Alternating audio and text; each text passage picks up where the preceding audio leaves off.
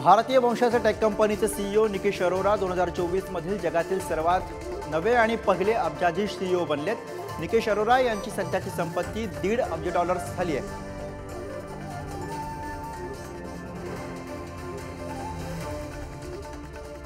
Indigo विमान कंपनीने हवाई इंधनाच्या किमती कमी केल्यानंतर इंधन शुल्क लागू करण्याचा निर्णय मागे घेतलाय। त्यामुळे येत्या काही दिवसांमध्ये विमान प्रवास स्वस्त होण्याची शक्यता आहे। देशातली सर्वात मोठी टेलिकॉम कंपनी रिलायन्स जिओच्या ग्राहक संख्येमध्ये ऑक्टोबर 2023 मध्ये 31.59 लाखांनी वाढ झाली आहे, तर वोडाफोन आयडियाचे याच महिन्यामध्ये 20.44 लाख ग्राहक गमावले।